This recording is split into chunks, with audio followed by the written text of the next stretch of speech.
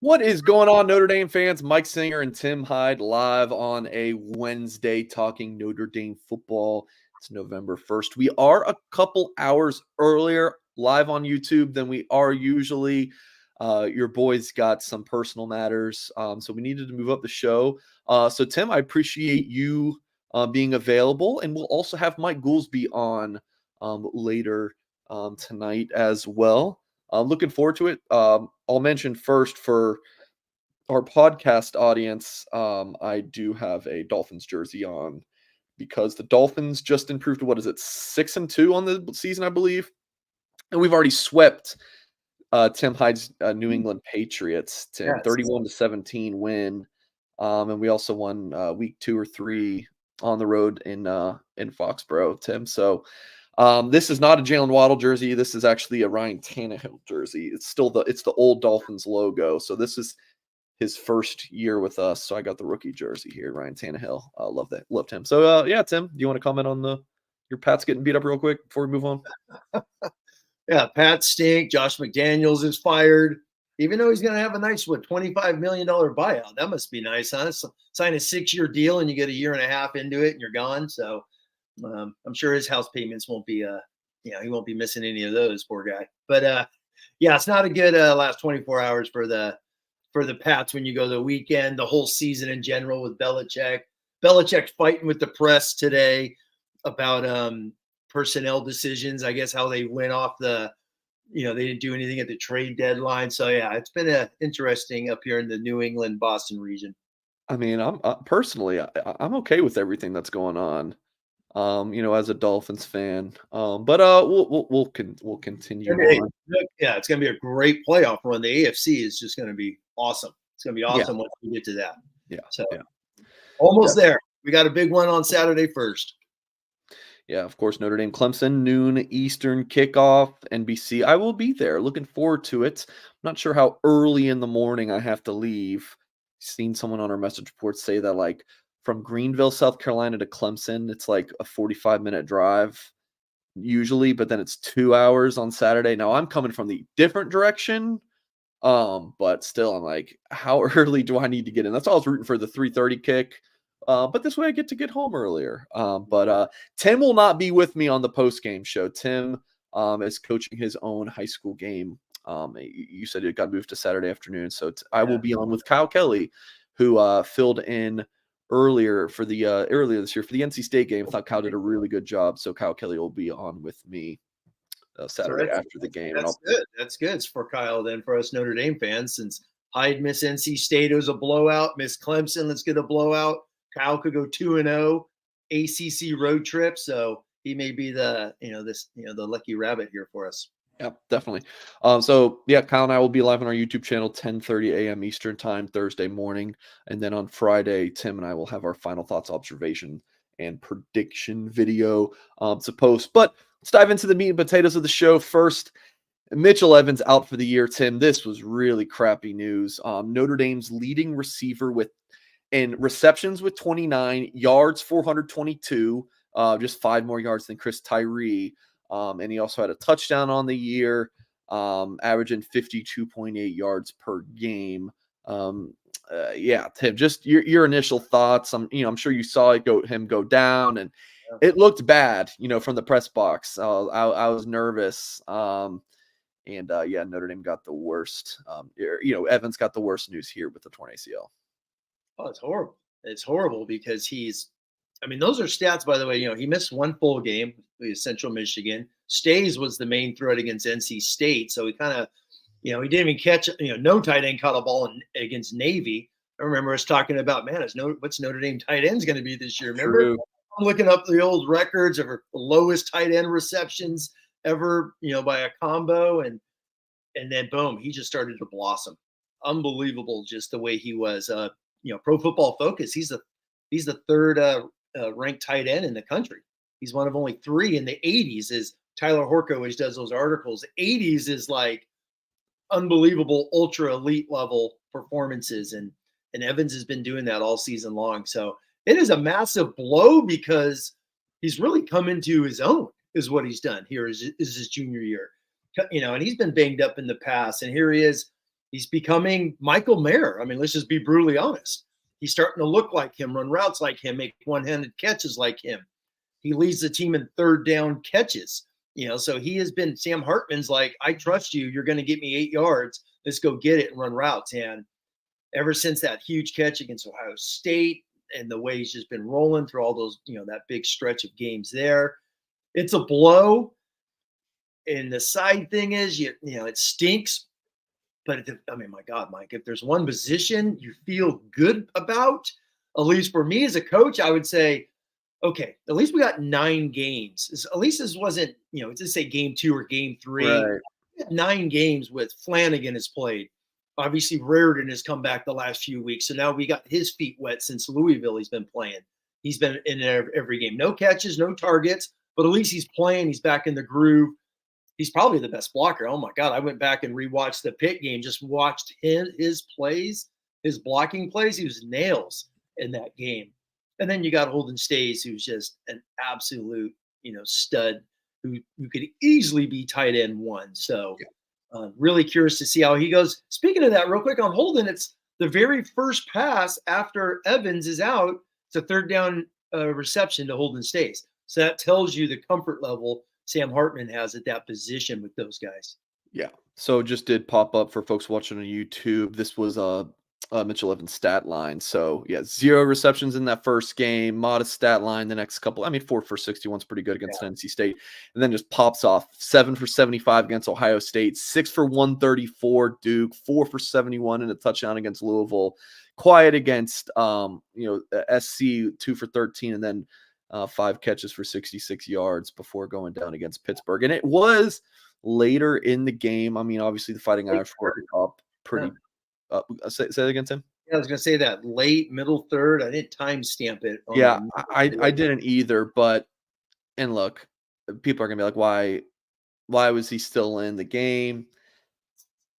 It's one. Tim, you maybe can speak to as a coach, like player, like these guys will play into the third quarter, even if it's a blowout. And I will add his father, talking about Mitchell Evans, his father was popping off on Twitter saying like, listen, this is not on the coaching staff. It was fine that he played, like someone was going to be out there, and like my son is not like more important, like his health's not important than other young men's out there. So like he definitely backed the coaching staff. So anything you wanted to add on that, Tim? No, it's funny. I was going to say that. Yeah, great. Great respect.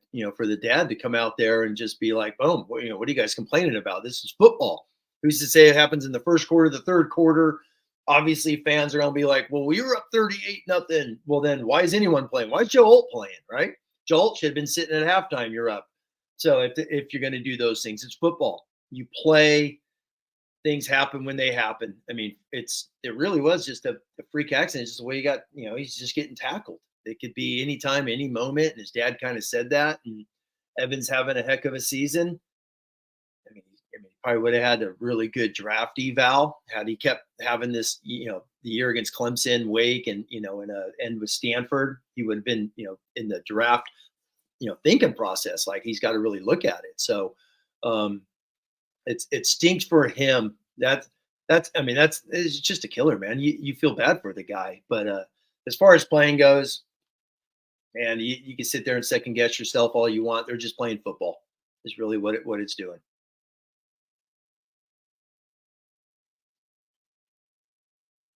Sorry about that. Mark in the chat says it was irresponsible, just like Estime getting carries up 50. Yeah, sometimes the running Estime can be tricky, but listen, guys, you can question the staff all you want on it, but at the end of the day, that was the call, and that's. And if he gets tackled at 3 inches higher, it's a non-issue because he plays, finishes the game. Things happen. You just never know.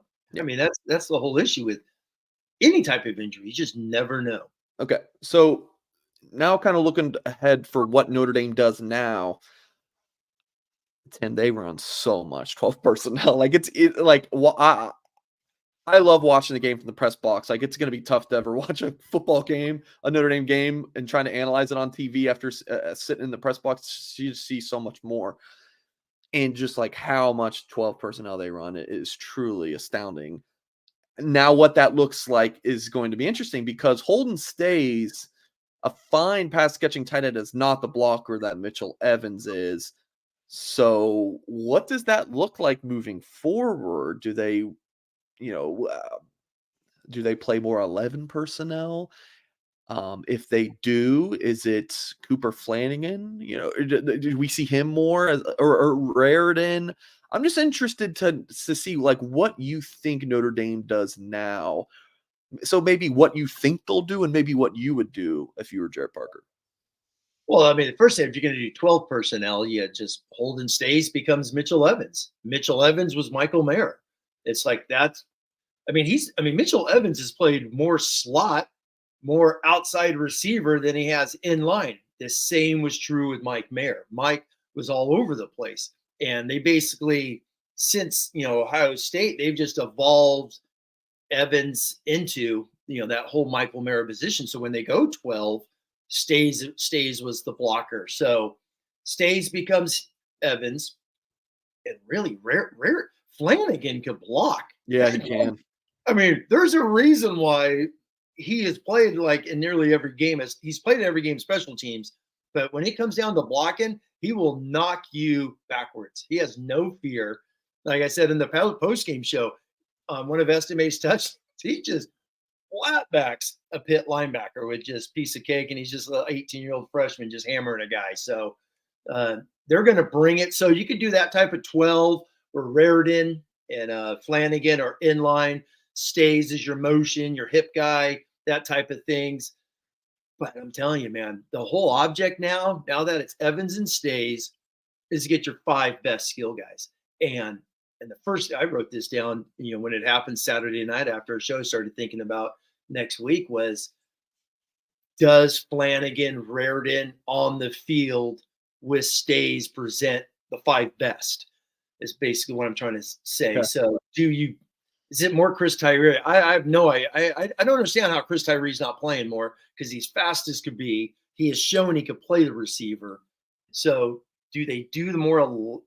It's going to be an 11 combination where Stays is in line, Tyree, Faison rotating a ton at the slot, and then like I said, if they want to do 12, which the 12 personnel is all about run lanes, all about getting an extra gap, as they did with Mayer and Evans with the way they've motioned a lot with blocking.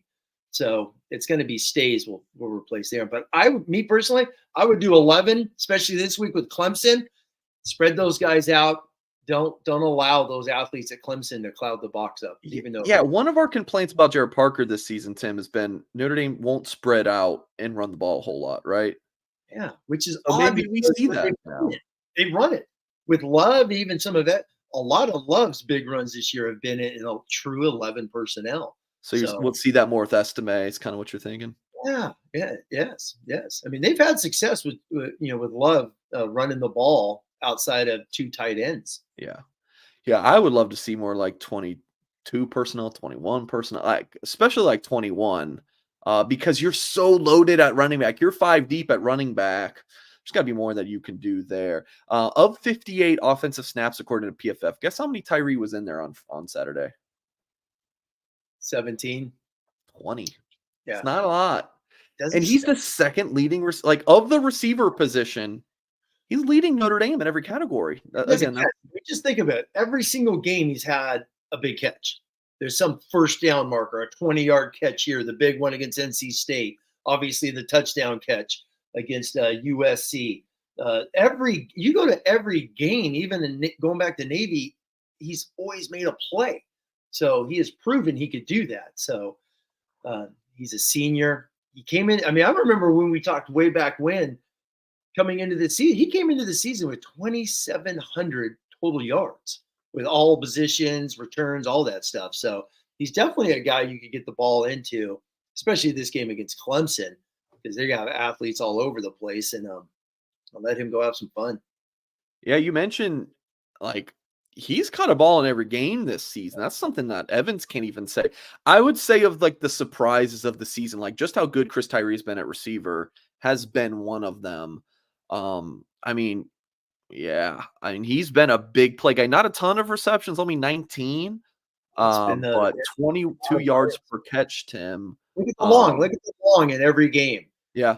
Look at all 20, those. 24, Yeah. 65, 76, 25, 22, 13, 46, 47. It's not bad. He makes a play. He makes a play somewhere in every game. So now maybe that he has proven he can play the wide receiver position, get him out there. Yeah. I'm just saying, especially in this game. Yeah. In this game with Clemson, spread those guys out a lot more. Let the offensive linemen just have one-on-one blocks and see how those safeties cover Tyree out there in the open field. I would have thought his receptions would have been up and his yards would have been down a little bit. I thought he'd be more of a quick game guy, yak, but how he's been catching the ball farther down the field has been a bit of a surprise to me, but I've definitely liked it. Tim, let's hear from Barb Stevenson and some of the cool prints that she has. We're getting into holiday season, guys. It is November 1st. And if you're looking for that perfect holiday gift for the Notre Dame fan in your life, or even yourself, then look no further than Barb Stevenson. We'll remove that so you guys can see the full print if you're watching on YouTube. Barb Stevenson Art is your premier destination for stunning pen and ink limited edition prints of the University of Notre Dame. South Bend's own award-winning artist Barb Stevenson skillfully captures the essence and beauty of Notre Dame's campus through her intricate pen and ink prints, which she meticulously enhances with hand-painted metallic gold accents, making each print unique and one of a kind. I got to pat myself on the back. There were some tongue twister possibilities there, and your boy got through it. And now, folks, Barb has added 2 fantastic works to her outstanding collection of limited edition prints, all of which she is offering to our listeners here at Blue and Gold. So Barb's been an advertiser with us for a while, and these 2 are new for folks watching on YouTube. And if you're listening on podcasts, kind of detail it for you. I mean, really, you have to see it for yourself. I can't do it justice. BarbStevenson.com, STEPHENSON.com. You got this look at the Golden Dome, and then what is called the ROTC collage with, a look at the stadium, the Basilica, the Golden Dome, the Grotto, Touchdown Jesus, and more. So definitely check this out at barbstevenson.com. And to purchase or view her art, her website is barbstevenson.com. Order now for the holidays and receive free shipping anywhere in the continental United States. One more time, folks, it's barbstevenson.com. All right, Mr. Hyde, the college football playoff rankings came out on... was it just last night, Tuesday night? Yeah, Let's take a look at it. First, Tim, Notre Dame being at number 15. I believe that's the highest ranking for Notre Dame in the Marcus Freeman era since at least since he became the head coach. So your just reaction to your Notre Dame spot. Do you think that's pretty fair at this point in the season? Yeah, I would say so, just because it was them or LSU with as the top 2 loss team. So I message board, Twitter, people are like, how can Notre Dame be this ranked, low? I don't know, man. They have 2 losses. So it's all about getting to a New Year's 6. So does it really matter if they're 12, 13, 15? Win games and you move up. So you have 2 losses. That's the way I look at it. I don't get too bent out of shape like I've seen a lot of people losing their mind over. How can Missouri be ranked ahead of us? I don't know. They have 1 loss, so who cares? To me, I'm a big believer. It just all evens out. Sure. It's all gonna work itself out. But the initial, I was happy for Ohio State just because they played Notre Dame, they played Penn State, which atrocious on offense. Man, I watched some of that game. It was like putting me to sleep. It was so boring. Defensively, both teams are outstanding. But good that they did that for Ohio State. Georgia obviously is loaded. They got dudes all over the place, but their preseason schedule has been average at best. Let's just say that nicely. I think them in Michigan, I saw this thing, both in the 100 strength of schedule, which is like, yeah, I'm gonna pop that up in a second. So, hey, the Michigan thing, don't get me going, Mike. Man, we haven't talked about this. This is nuts. Yeah, did we a couple weeks ago? Maybe No, it was last week, but it's blown up since. Every day there's something new, Tim. Oh my God. Florida State is obviously some good wins. They got the good one against LSU. Who else? I mean, they beat Duke. I don't even know who else. Florida State. I mean, Florida State's been solid, and the Pac-10's all gonna eat themselves up. That's what the Pac-10. I'm so old. Mike is still called the Pac-10. I've always done that, so I guess I've never included Utah, Colorado since they've been in. But those guys are gonna beat themselves up. What's funny is I saw a sheet today. One of the I think PFF posted it, like, what would the 12-team playoff look like? So if you put Oklahoma in the SEC, these guys in the Big Ten, all that, it's 5 SEC teams. So if they would all be today, would be in, which I think 4 is a given for the SEC every year. But good win, good survival win for SC. And that's the other thing, real quick. When you look at these, Notre Dame's schedule, obviously we talk about the 4 hard games. Yeah, 2 of them are losses for Notre Dame, and those are the guys ranked ahead of them. So SC's there, and Duke's a hell of a football team this year. They just got a banged up quarterback, and they don't have a backup. So that's why it's kind of falling off. But hopefully we get a win this week, Mike. Speaking of that, you got a year ago at this time, Clemson's 8-0 and number 4. So they're 7-7 since then. So that's wild. Isn't it? It's nuts when you look at that. But they're all going to work themselves out. Let's get to some of these games. And then this Michigan thing is. Come on, Tim. Come on. I got like 7 talking points here. You done? Oh, you're talking about Michigan? No, I just have a lot to say. Are you done yet? Go for it. I'm sorry. I'm just rattling here. I'm just messing with you. Goolsby just texted. He's going to join soon. We're going to talk with Mike Goolsby about this whole Notre Dame quarterback situation for 2024. Marcus Freeman and the kind of the box he opened with his comments last Thursday is certainly interesting. Did you hear that Connor, the sign-stealing stallion, may have been at Notre Dame this past Saturday? Did you hear about this, Tim? No. Mike, there's something breaking every 14 minutes. All right, well, here's the picture. Here's the picture. You tell me that these 2 guys, you got the sign-stealing stallion on the right at Central Michigan, and then you've got this guy on the left who was scowling at Sam Hartman. I have not seen this. This is the dumbest thing. Why don't you like it? I'm saying dumb isn't funny. Isn't good. That's good. Yeah. So, hey, Mike, you do have a Central Michigan shirt on, so who knows? I know. I'm trying to find the picture where it came from. So if folks haven't seen this yet, our photographer at Blue and Gold just, got a picture of Hartman at the player walk, and there I am. And I was actually looking at Joe Alt. I'm looking at Joe Alt. I remember just looking him down and be like, damn, that's a big dude. I haven't seen Joe since last August for practice. I think in 2022, not 2023. Yeah. And I was like, man, it's a big dude. And everyone's like, and this is the funniest thing about this, Tim, is people are like, Mike, what do you have against Sam Hartman? Why are you looking at him so angrily here? Like, guys, look at the young ladies to the right. Everyone's smiling, having fun. I swear, I don't care what you say. Kyle Kelly's getting some little kids pushing him out of the way. I know that's what's happening. It's one frame of my life, and people are like, "What? Come on, Singer, what's wrong?" Like, dude, there's Tim saying alt neck wins 24/7. When I said who's the most handsome man in this picture, I thought that was hysterical. But going back to more serious business. Here's the college football playoff top 10 strength of schedule ranking. Ohio State 15, right? They have 2. I mean, they have the best wins.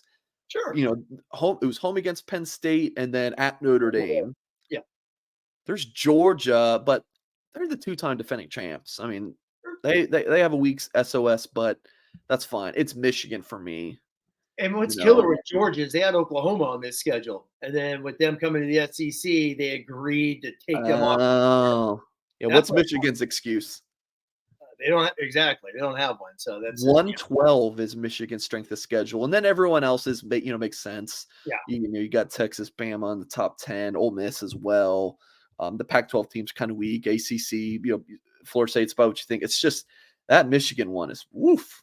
It's So Tim, do you think that there's been some people being like, man, should the college football playoff rank Michigan in the top 4? And I guess I didn't watch the selection show on Tuesday night, but I guess the guy was like, that's an NCAA issue, not a college football playoff issue. I kind of understand that, but at the end of the day, Tim, the Tuesday night ranking reveal thing that we have to do this every week when it doesn't matter right now, and it's going to work itself out. Like you said, this is all just kind of like a TV hype money grab. I mean, it really doesn't matter what it is right now. I will say it's kind of interesting going back to looking at the top 25, and for folks watching on YouTube, if you see LSU's thing in their logos in there twice, it should be Louisville at 13. That was a issue, or just an honest mistake by the graphics team. But look at what the rankings could be if this was a top 12 situation. I don't remember exactly how it works with the at-large. We're talking about for next year when it's a 12-team playoff. I don't know how. It's not like your top 12 seeds, is it right? Because Tim, if you're a Power 5, you get an automatic bid. Yeah, it'll be the top 12 seeds. You got your automatics or your conference champs would be the top 4 with the bye. So in case this year, so it's 1 through 12 then. But if you're 7, let's say you're 7, but you win your Power 5 conference, and then you're in. It's really 1 through 11 because Tulane at number 24 would be in 12 seed. Yeah. So I saw the thing earlier, Michigan. So Ohio State, let's just assume they're Big Ten champs because they're ranked number 1. Michigan would be the 5 seed. So the top 4 have to be a conference champ. Okay. Those are the champs. So you would have, in this scenario, Washington would be the 4 seed. Michigan's the 5 seed hosting Tulane. And I saw Bama versus Oklahoma is 7-10, which is an SEC game next year. Yeah. Texas, who was Texas playing? Texas was playing Ole Miss. So it's funny. A couple of the quarterfinal games were just SEC versus SEC. So I found that interesting. Yeah. So in this scenario, Notre Dame would be knocking on the door to get in there with 2 losses, Tim. Oh yeah, exactly. For next year, Notre Dame would be fighting in a 10. We always talk about these 10-2 teams. A lot of times people chat on the message boards and they're fun conversations. Is it 2015 10-2 Notre Dame with 2 losses in the top 10 to Stanford and Clemson? Sure. Or is it 2019 where you lose a tough one at Georgia, but you get boat raced at Michigan? Sure. And I want to say they were 17th. They got no respect because they didn't play anybody else either. I think 2019, their ranked win was against Navy. So, someone else maybe. I think they went 2-2, but it was low ranked teams. So they had no. So 10-2 doesn't automatically put you in, even as we're seeing here. They're 15 because they're well, you got destroyed by Louisville, even though you played with 10 freaking players against Ohio State, and they're the number 1 team. I was a little surprised. I'll be honest with you. I thought they were going to be at 12. I thought they would be right at that tip, there. But we're obviously respecting what LSU has done. And at the end of the day, Notre Dame's best win is against SC, who still may implode the next couple of weeks. Sure. They have Washington still to play. Yeah. All right, we're going to hear from Rogue Shop and then get to former Notre Dame captain and linebacker Mike Goolsby. The Rogue Shop is, of course, the husband and wife outfit, as Mr. Rogue and his wife Shar are craft cannabis farmers who specialize in small batch sustainable plant medicine, a true holistic type of small business. They farm and grow everything themselves and do everything by hand. Check them out, rogueshop.com, ROGUE shop.com. They sell everything, folks. Look on this left side of your screen for watching on YouTube. CBD, tons of different CBD products, CBN, CBG. I don't even know what some of these things mean exactly. And that's why if you go to the site in the bottom left corner, if you're on your desktop, You can chat with the owners and ask them any questions that you have. I mean, pain, performance, pets, I mean, tinctures, vapes, bath salts, pain creams. I mean, seriously, all sorts of stuff. And when you use the promo code Blue and Gold, that's just one word, Blue and Gold, you will get 10% off your order. So check it out at rogueshop.com, ROGUE shop.com, and use that promo code Blue and Gold, one word for that. All right, let's bring on Mike Goolsby. I see him in the background. Hello, handsome man. How are you doing, my friend? Is this thing on, What Mr. is Goolsby? up, gentlemen? It's been a minute. Can you hear me? It has. All right? I can hear you all right. You look good. I like the hoodie. You got the full beard growing back? Got a quick. So, yeah, man. Yeah, been busy lately, fellas. Just try to get a quick lift in, like. So I just literally came. I literally just walked in the door. So yeah, good to be with you. What are we talking about? Hold on. Speaking of that, real quick. You got a quick lift. It's like it made me think there's a high school in Georgia. I'm going to Google it as soon as we're done. That the head coach has his team just bench press and squat before a game. They go in there, they hammer weights. I got to find this thing. Huh. And he goes out there and they knock the hell out of people, man. They get after it. I'm going to Google that when I'm done today. So I bet, dude, there's probably some science behind that. Like they say, like if you hit legs, like your testosterone level increases, just like you get a little bump. So I bet you there's some science behind that, I'm for it. I know Roger Clemens was a big, steroid guy, but Clemens used to hit the hack squats before he pitched because he wanted thick, heavy legs. He used to talk about, and makes total sense. Yeah, before he pitched. And then speaking of science, God, we're going off on a tangent right away, but it's okay. Chip Kelly started this at Oregon.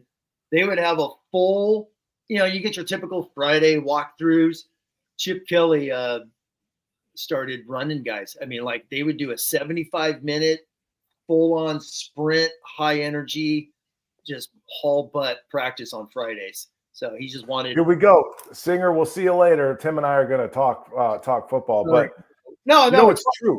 It got me thinking about. I was just going to say, it's like you talk to like high school kids, and Tim, like, and as a coach, like lifting weights is the easy part of training for football, and like kids forget to actually. Anybody listening that's got young athletes, get out there and freaking run. I mean, that's what coaches are looking for. That's what football is. Like lifting weights is the easy stuff. The actual running, kids leave that out of their training regimen far too often.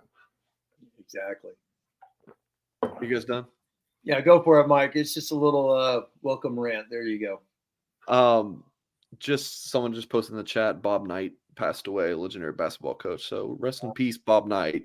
Damn. I loved watching Texas Tech as a kid. When he was with the Red Raiders. Yeah, you were Tech, yeah.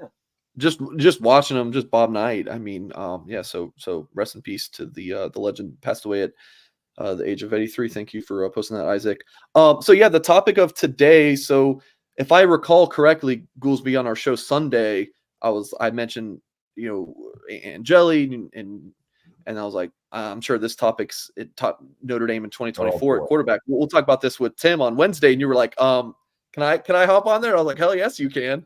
So, quote from Marcus Freeman this past Thursday when asked about, hey, have you guys thought about taking a quarterback in 2024 from the portal? He goes, all options right now are under consideration. He could have just said, I'm not sure right now, or ask me after the season. He kind of opened it up, and I'll continue on in his quote. I feel really good about the future of our program at the quarterback position with the guys we have coming in, with the guys we have here, excuse me. But you look at the numbers too. Most rosters have 4 quarterbacks on scholarship, which we lost when Tyler left. Speaking of Buckner.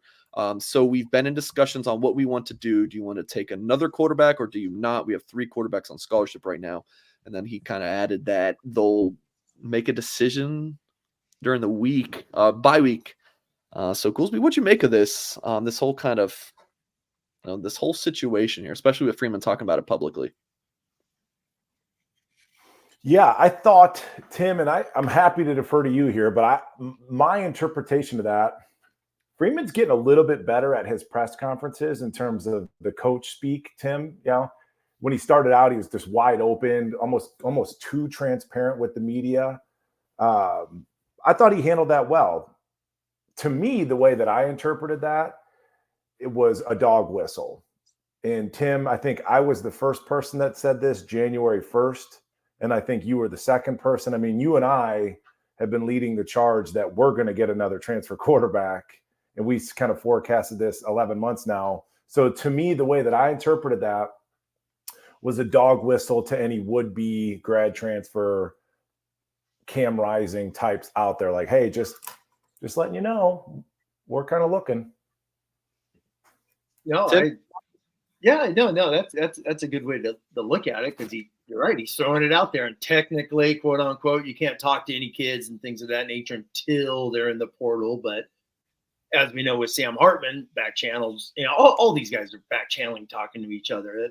So like I said last year, Phil Jakovic leaves BC and he signs with Pitt the next day. Obviously, he had that plan. I'm just using him as an example, is all. But yeah, these guys are out there chatting, and I wouldn't be surprised if they're talking now, if there's people out there. I keep hearing Cam Rising. It's like he has been, obviously, he was on game day this past weekend. He was like, I'm not saying a darn thing, just doing what I do and things of that nature.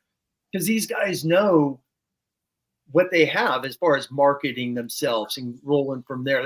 Going back to Sam Hartman, I went back and I was Googling a lot of quotes with him back then. And he was always going to the pros.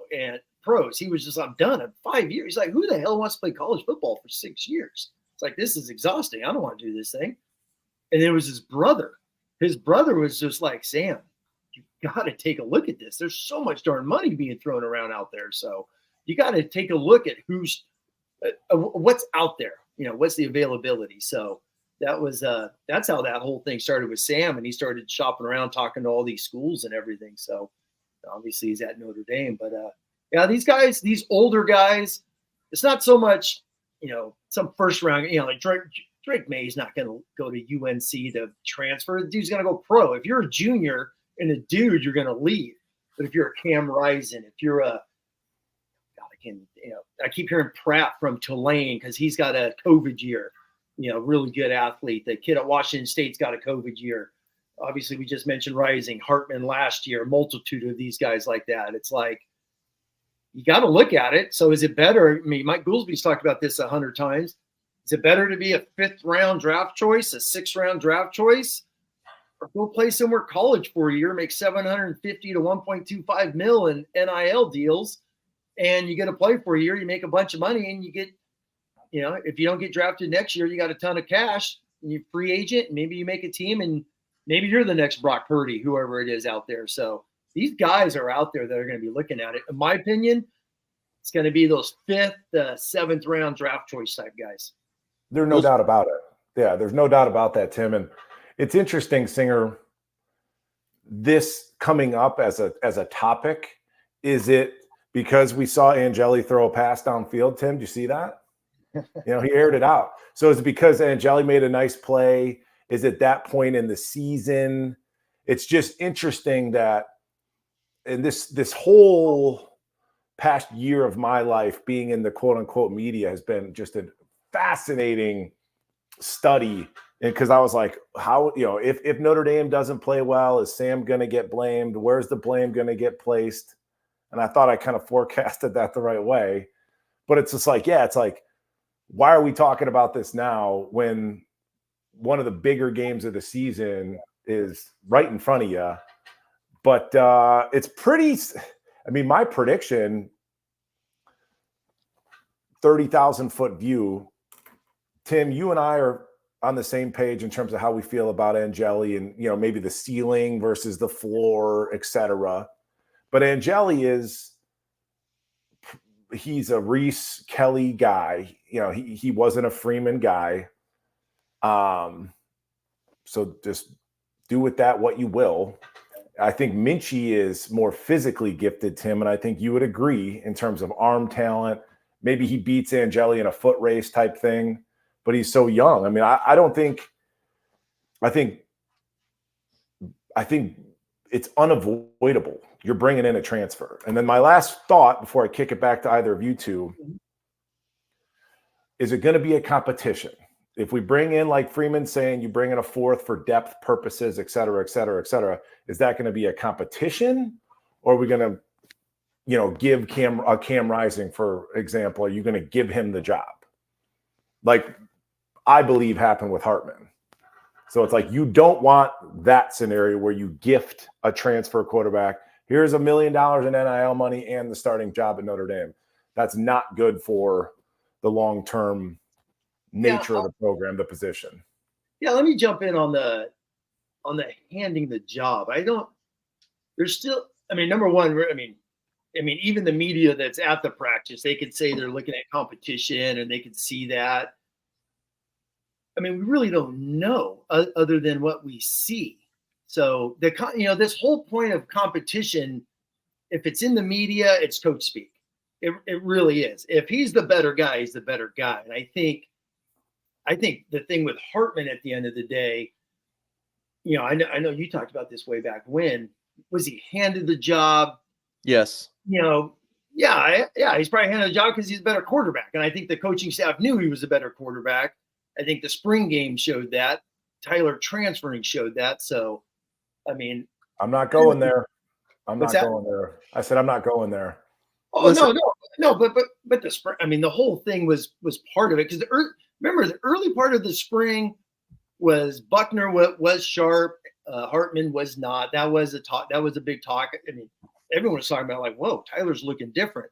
Then as spring evolved, I think it went there. But it's interesting because I just think that's coach speak when you're like, oh, it's an open competition. It's like they did that with Jack Cohn. Everyone knew Jack Cohn was going to start over a true freshman Buckner and Drew Pine, even though they didn't announce it until training camp, I believe. The same thing that they did the year before, right, Mike?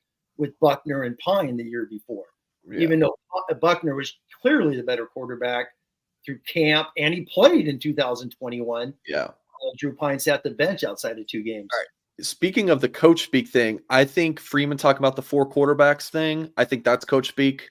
You bring in another guy because you want to improve the room, which is why they brought in Hartman the year before. And the whole experience thing, yes, everyone loves experience at all positions. That's very valuable. But then why did they start Tyler Buckner last year? He didn't have any experience. He played some as a true freshman, obviously, but like, what's him? Oh, I was going to say they started him because Marcus. What? Okay, let's go. Because he was the best quarterback. They believed in him. That's what it is at the end of the day. Transfer, and then that's the whole reason why Freeman was like, "We're not doing this again." That's my. Yeah. I don't think Freeman was like, "I'm not going through this again." Well, I think that was a big part of why he went out and got a quarterback. So Tim, let's say they bring in another 1-year rental. They're just going to do that again because Angeli and Carr wouldn't, like, if they bring another guy for next year and he plays the entire year and and Angeli just gets some up time. What is she going to bring in another transfer because Angeli and Carr haven't played at that point either? At some point, you have to play your guys unless you just want to bring in a transfer every single year. But it's not just quote unquote experience. It's also, and that could be a buzzword. I know you've talked about that before, Singer. We're like, oh, that's just coach speak. That's Freeman using that word, which is true. But it's also who's the, if they don't like the quarterbacks in the room, exactly. That has a hell of a lot to do with that's more to do with experience. That's what I'm saying. Yeah. Which I truly believe. Okay. And there's been a lot of quarterbacks in the past where coaches have talked about like, this dude gets it. We got to get this guy on the field. We get zero of that with Steve Angeli. Let's be honest. There's no like, man, we got to get this guy on the field. There's no buzz coming out of South Bend. Like he's out here kicking ass on practice field. He's unbelievable. We can't wait to get him. Zero of that. So that's a huge thing to me where I don't think he's the guy next year because I don't think he's the superstar in practice to be the guy next year. Yep. Can you guys hold on? I got to mute myself real quick. Hey, can we fire Tim Hyde? Oh shit. Hey, he did throw a couple passes downfield, as Goolsby said, so that's a positive. But and this is not an anti-Steve thing. I think sometimes it tends to go that where people think it's like, oh, which side are you on? It's quarterback play, man. It's like, is Steve Angeli, is he truly, or how the heck is Kenny Minchie going to go from not even wearing a helmet in the game? Watch the games. Tell me if you ever seen Kenny Minchie wear a helmet outside of the one time he ran out there to take a snap against Tennessee State. So it's stupid, but I like to say that, like, is Notre Dame really going to play a guy who hasn't worn a helmet all year, and next year he's the guy?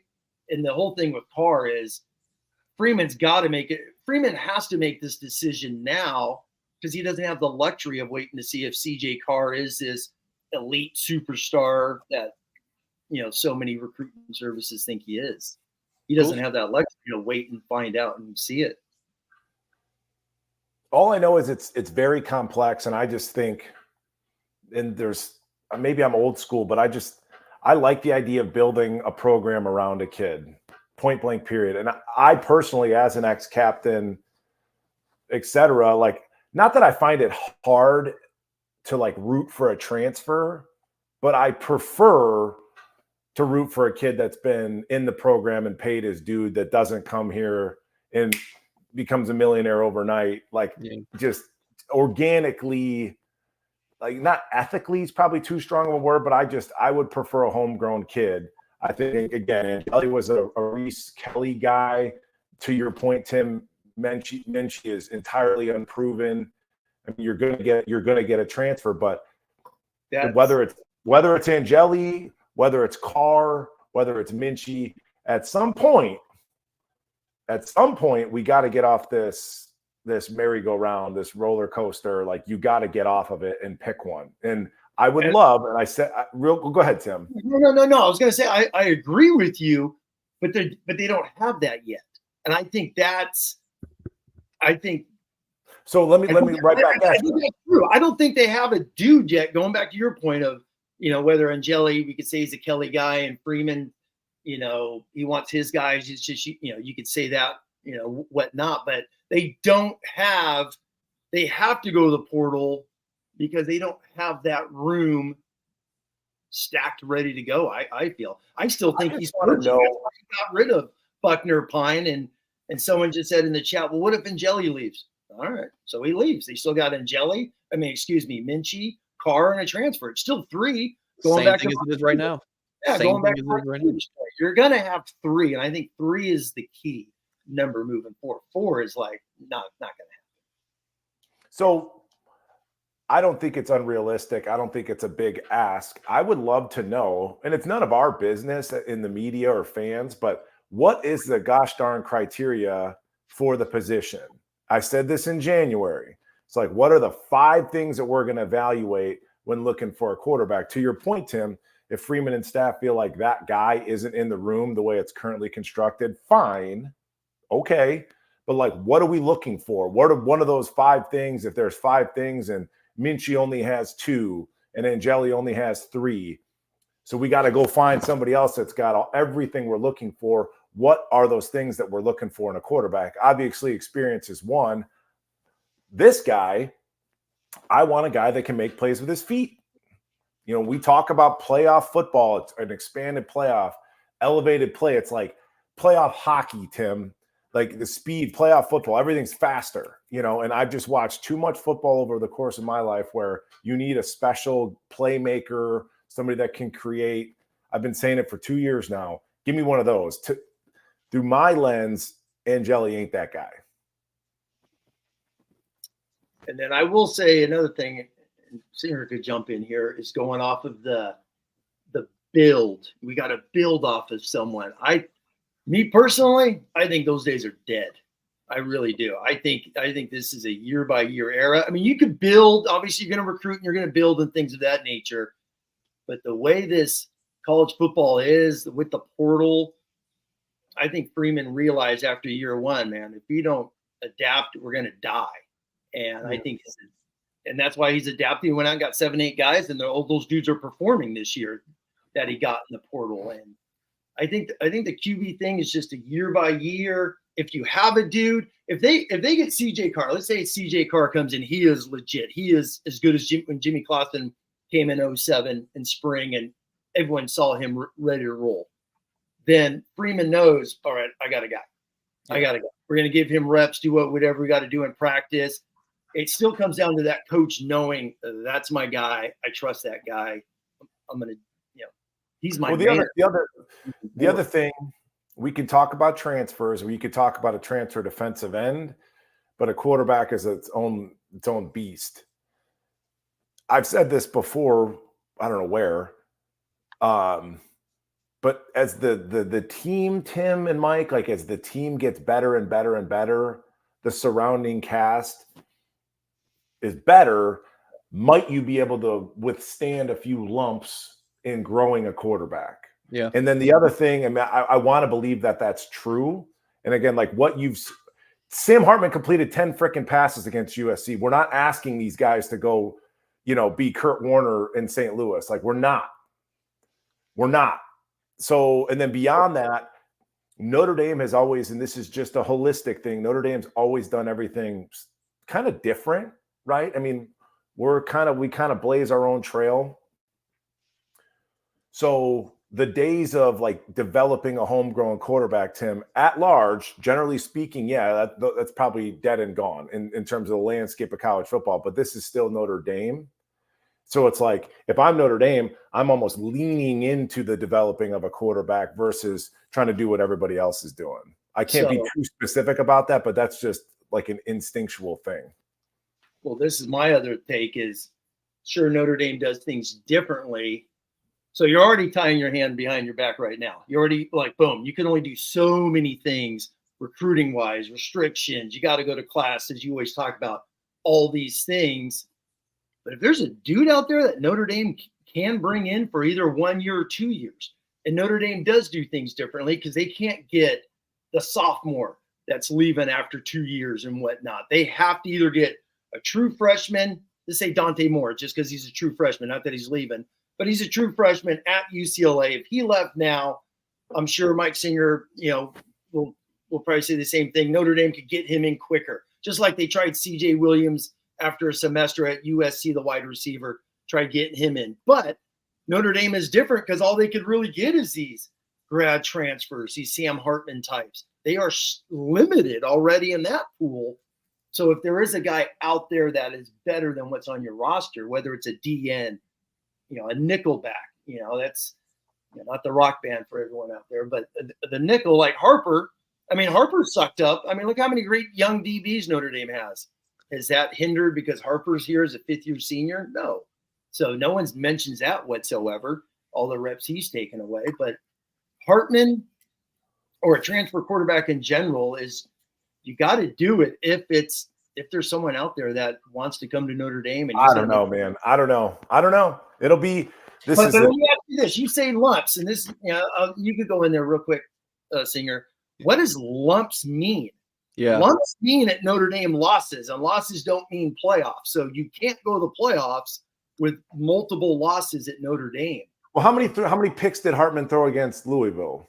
No, I'm not talking picks. I'm talking losses. So they have two losses. That's when I said, well, you asked me a question, then you answered it for me. To me, when I think lumps, I think turnovers, boneheaded plays, etc. When I think a young player, that's what I'm thinking. And that game, that's their second loss. As Notre Dame is sitting here at number 15 right now. I guess my point is, you have the second most experienced college quarterback in college behind Bo Nix, I think, in terms of games played, and he threw 3 picks against Louisville. Should have been 4.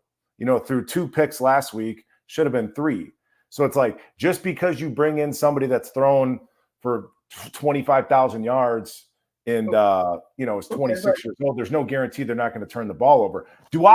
This is kind of how I look at it. And I just can't, I think quarterback and I think first round pick, so do I want a 6th, 7th round undrafted guy like a Hartman, or do I want a guy in like maybe a CJ Carr or maybe Deuce Knight that has the potential to become a first rounder? That's how I look at it. So that's just my opinion. No, Singer. There's so much here. No, it's unlimited. Yeah, Goolsby talk about like this is so nuanced and it's fascinating, and that's why we love talking about it. And I hope for people listen or watching, and you're like, oh man, I hate that point. I disagree with that, but like it's so nuanced, and I just hope that you're learning because there's so many different layers to this. And what's Goolsby better for high school recruiting? Keep getting transfers, or again developing a guy that goes first round, and it's like a CJ Carr can become a star. A Deuce Knight could become a star. Yeah. And they could be inner keel and flop in a year and go. I mean, we don't know. That's the thing. And it's like these lumps. Lumps to me mean losses. And losses mean you're not competing for a championship. So, well, how do we feel about let's look at where we're at. When you can't forecast the future, let's look at recent history, fellas. So how do we feel about Sam Hartman? How do we feel about this transfer this season? We're not going to the playoff. We might not make a New Year's Six bowl. Was this a success? You got to let the season play out. I mean, it's all about Clemson. If they go 10-2, and get to a New Year's Six, it is a success, because the first success is the Final Four in this last year, which is this year. So they didn't make that. So what's the next year? New Year's Six. Beat Clemson, they're going to be in the New Year's Six. So you don't have an opinion thus far, X number of games in the season? This is okay. I mean, this conversation is easy as could be. Is this a better football? Why did Marcus Freeman bring in a transfer? Whether you agree with it or not, he wanted to improve the Notre Dame quarterback room. Hey, you listen to me, Tim. You listen to me. Hold on, but it's like, is the Notre Dame quarterback room? When we watch Notre Dame, are people stressing out, pulling out their hair this year or last year? It was last year. The offense is completely different. It is a better product on the field, and I don't know how. Not everyone could see that. It is a better football team. Is that quantifiable, though? Is that quantifiable, like statistically? Sure, it is. Because you look at Pine's numbers and you look at Hartman's numbers, it's kind of the same. I'm just saying. Yeah. So, I mean, has this been a success? You're sitting there going, okay, on the couch, I'm not as stressed out. But does that mean it's been a success thus far? You got to have an opinion on that. Has it worked out? I don't know. So if you do, I guess my point is, if you do the same thing next year and you bring in another quarterback and go, 9-3, 10-2, is that successful? Yeah, I don't know. That's been Notre Dame for 30 years. But that's been Notre Dame for 30 years outside of a couple seasons. Seriously. 9-3, 10-2 have been glory years for Notre Dame outside of 12, 18, and 20. Every other Notre Dame football season. Lens. I'm here to win a championship. That's why I went to Notre Dame, Exactly. And you didn't win one in 5 years. So it's like the next time and the next time it keeps moving. So the lens, since Holtz left, since 93, 30 years, Notre Dame has had 3 championship runs. 3. 12, 18, 20. That's it. So, yeah, we're chasing. The Notre Dame football program is constantly chasing. No doubt about it. Is Notre Dame better? Notre Dame. There's no guarantee either way. Because you could argue that I'm not saying it's the case, but you could argue that Hartman is the reason we lost to Louisville, is the reason we had a second loss. Also the reason why he took them 96 yards to take the lead against Ohio State. Fair. Notre Dame punted 8 or 9 times last year. Duke.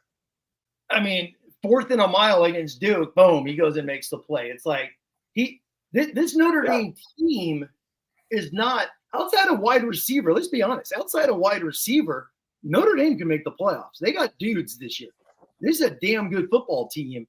Wide receiver has been a bigger issue than it has been quarterback the last few seasons. It really has. Last year, Pine played his butt off. He really did. I'm talking about this year and then the future. Let me hop in because So this year they have 2 losses.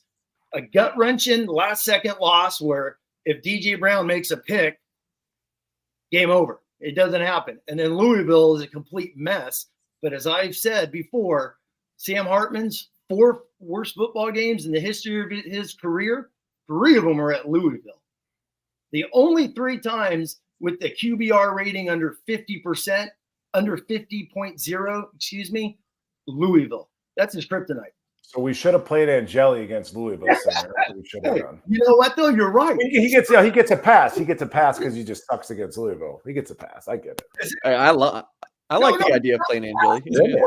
He has been horrible against Louisville.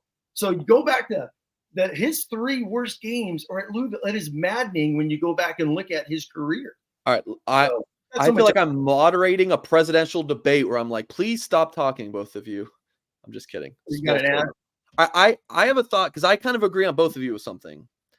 I agree with Goolsby about like his question of, are you a little bit disappointed? And I am. I mean, at the end of the day, it really is your own thoughts on this. Like, are you just happy with, just make a bowl game every year?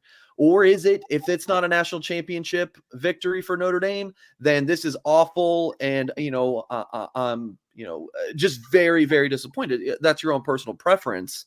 Now, whether Freeman keeps his job, that's not our preference. That's up to the administration. But so I am a little bit disappointed, Goolsby, because I thought this was an 11-1 team.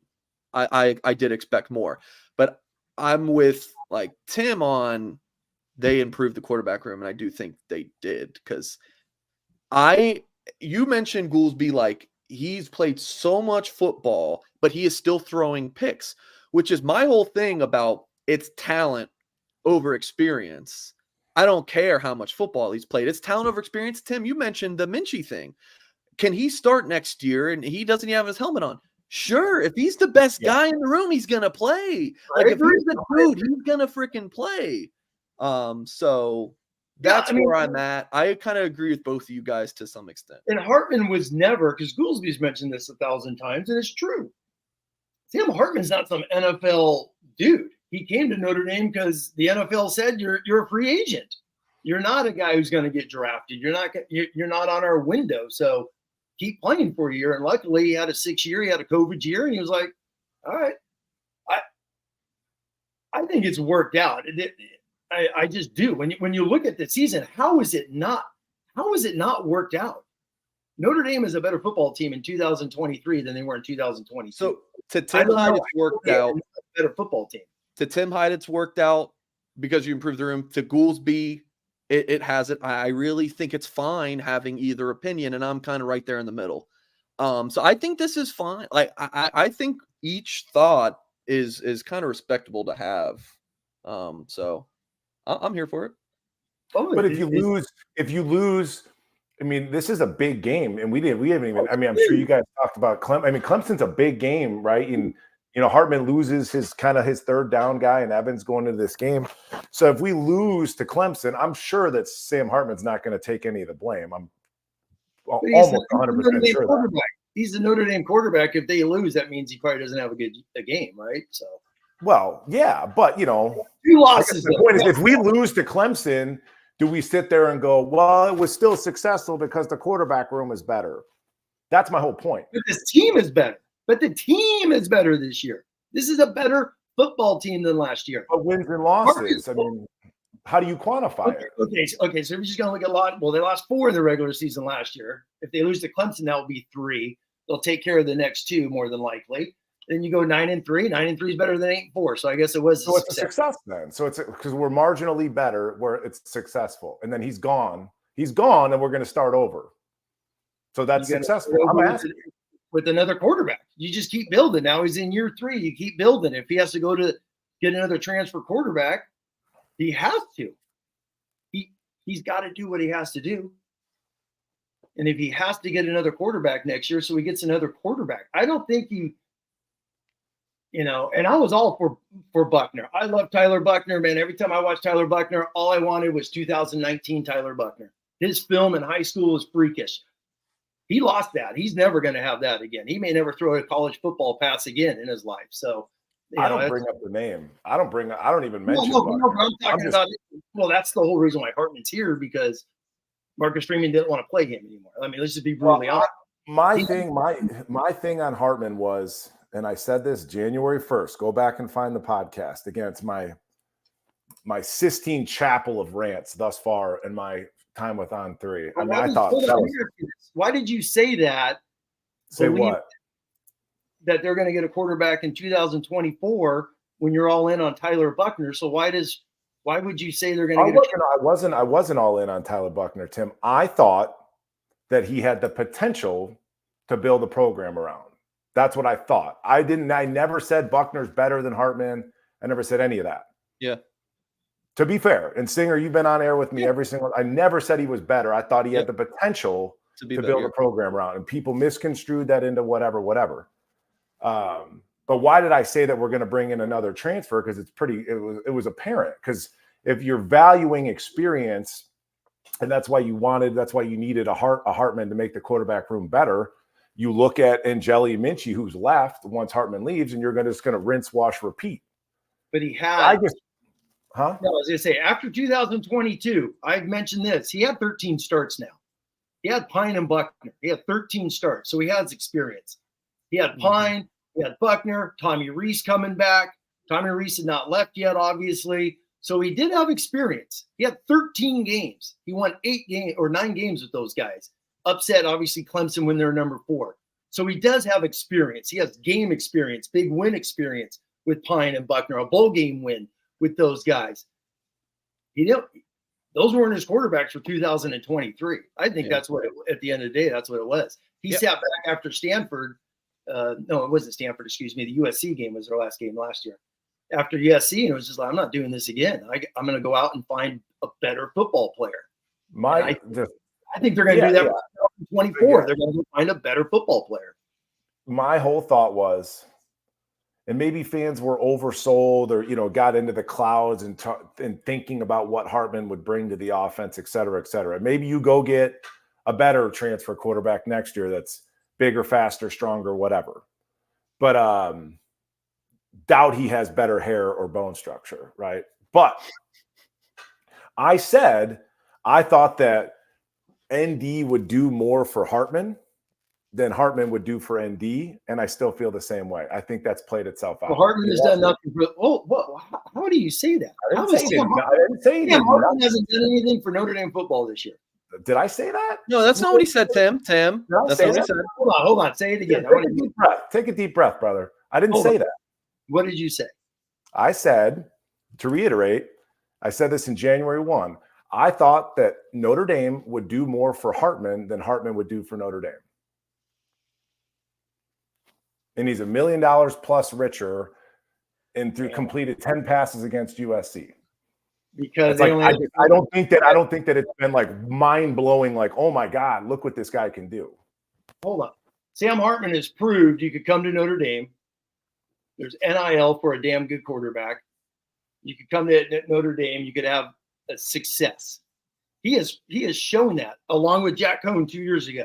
Like, you could come to Notre Dame, and Notre Dame, as you said, which is very true. Notre Dame is, that's like a Lou Holtz quote. Lou Holtz used to talk about that all the time, where Notre Dame does change you. If you allow it, Notre Dame will change you. Lou Holtz used to talk about that all the time. Charlie Weiss has talked about that 1,000 times, I remember. I'm talking bank account, brother.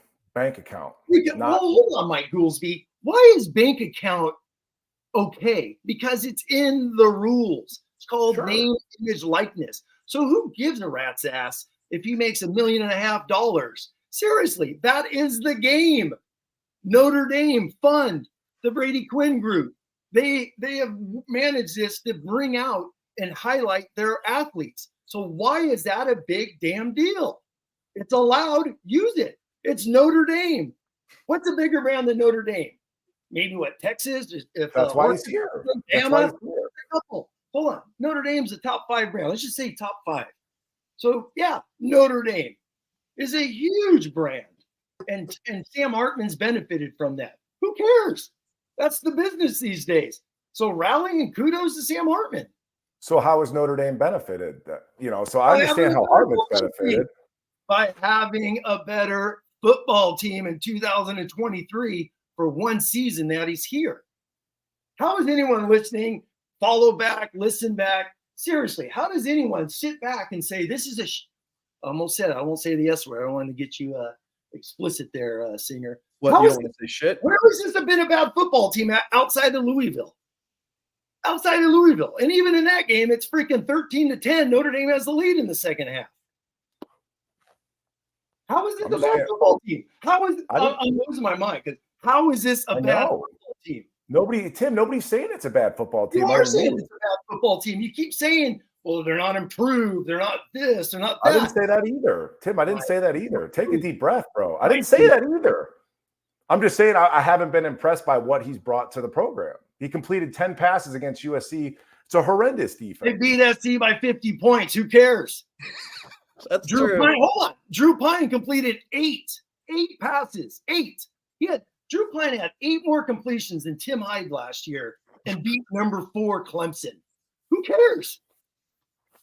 They won. Yeah, I'm loving this. My thoughts, man. It's just my thoughts. I'm not saying it's a bad football team or anything else. Like I said, I still contend. Notre Dame history. Where's Louis Emoji? You know how many articles I've read about Tom Clements at Notre Dame? The dude completed 5 passes a game. Yet all I've ever heard about is Tom Clements, the greatest Notre Dame quarterback ever. Who cares? John. See by 50. Who cares? John here in the comments is saying this is right. They're both right. Like this is a yin and yang, which is perfect here. You got Tim on this side, Goolsby on the side. I feel like I kind of am in the middle because I agree with a lot of you guys on some points. This has been fascinating.